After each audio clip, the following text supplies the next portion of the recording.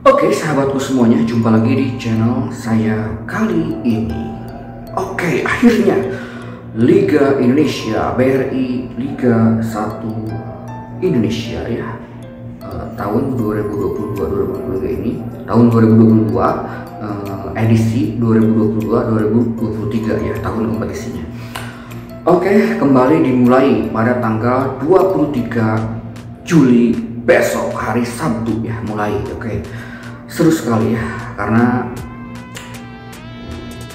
banyak sekali yang melakukan perekrutan yang luar biasa ya, mungkin dimulai daripada gebrakan PSIS Semarang di awal bursa transfer pertama itu sangat menghebohkan, dan kemarin diakhiri oleh bursa transfer yang mengejutkan juga dari perekrutan besar-besaran daripada Persija Jakarta ya, yang merekrut 3 pemain asing yang berlabel pemain Eropa dan sudah membuktikan di pertandingan pramusimnya kemarin melawan Rans Cilegon ya. Dan untuk kali ini saya juga untuk pertandingan pertama ataupun pembuka akan dibahas oleh pertandingan antara PSIS Semarang yang di awal musim itu melakukan bursa transfer yang cukup signifikan, yang cukup menghebohkan, dan lawannya adalah tim yang cukup mendapat perhatian oleh khalayak pecinta sepak bola Indonesia karena ini baru saja naik ke divisi utama dan dimiliki oleh seseorang ya, YouTuber muda yang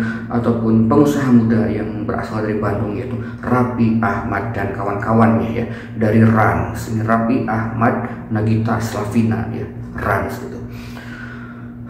Perlu disimak dengan seksama karena ini PSIS perlu ditonton ini oleh para pecinta pecinta sepak bola Indonesia yang akan sangat terfokus pada pertandingan pertama ini. Apakah PSIS dengan rekrutan barunya yang di awal musim lewat manajernya, yaitu Bapak Ebes Anto ya, Bapak Ebes Anto ini melakukan perekrutan yang luar biasa dengan merekrut Taise Marukawa dan juga mungkin Ali Sesai, terus ada si Jabrik juga,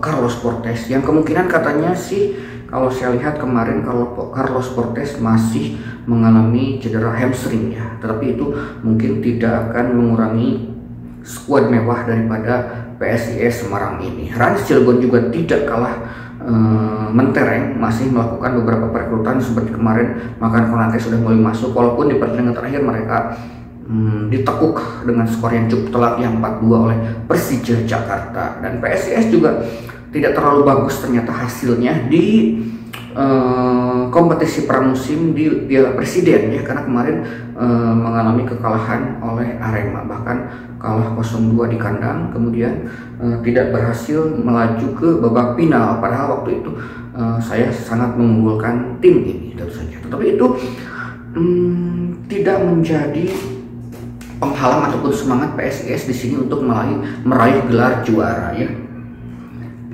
karena dengan tidak berhasilnya lolos ke babak final dan tidak menjuarai Piala Presiden, dengan begitu prediksi saya PSIS menjadi salah satu kandidat juara BRI musim depan ya, karena seperti kita ketahui belum pernah ada tim yang memenangkan gelar juara Liga 1 Indonesia itu setelah di tahun sebelumnya menjuarai Piala Presiden. Perlu disimak juga sih, itu perlu dibuktikan apakah ini akan terus berlanjut ke musim kedepannya. Arema kan kemarin menjuarai Piala Presiden, apakah bisa juara lagi di Piala Liga BRI berikutnya? Ya itu belum ada ya, belum ada yang hat-trick juara seperti itu setahu saya ya. Mohon maaf jika saya mungkin salah data ataupun salah menyebut, karena ya saya juga masih terus belajar untuk memprediksi pertandingan-pertandingan, masih berkonsultasi dengan sahabat-sahabatku semuanya yang mungkin yang lebih paham, lebih mengetahui tentang sepak bola Indonesia tentu saja. Oke, walaupun mungkin PSIS di sini tidak diperkuat oleh Carlos Portes, tapi masih mempunyai di backnya Ali Sesai, masih ada Dewangga juga, terus di tengahnya juga masih ada Jonathan Katilana, ini Jojo mungkin akan dimainkan sebagai false nine bisa saja ya.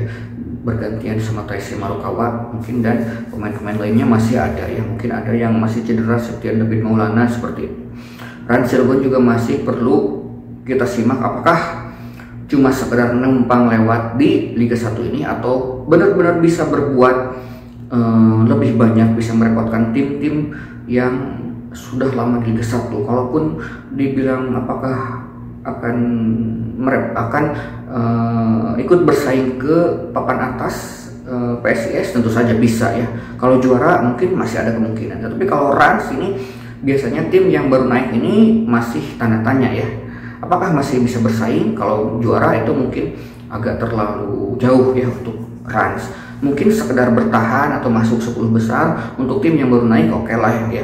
Jangan sampai terdegradasi balik lagi ke Liga 2 tentu saja. Oke, di bursa handicap tentu saja PSIS masih diunggulkan dengan memberikan PUR setengah bola kepada Rans Cilegon. Oke, PSIS Semarang lawan Rans Cilegon, saya prediksikan bakal menang PSIS. Lawan Rans Cilegon bakal menang PSIS.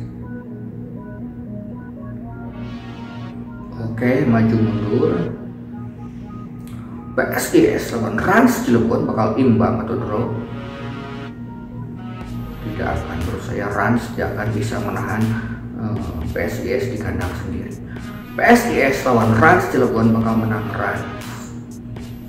Tidak akan ya bosku, berarti purnya handicapnya setengah bola saja. PSIS lawan Rans Cilegon menang PSIS dengan selisih 1 gol. Tidak akan, selisih 2 gol. Oke, maju mundur. Oke, saya prediksikan PSIS Semarang, di mana PSIS Semarang memberikan PUR setengah bola kepada Rans Cilegon United ataupun Rans Nusantara ya.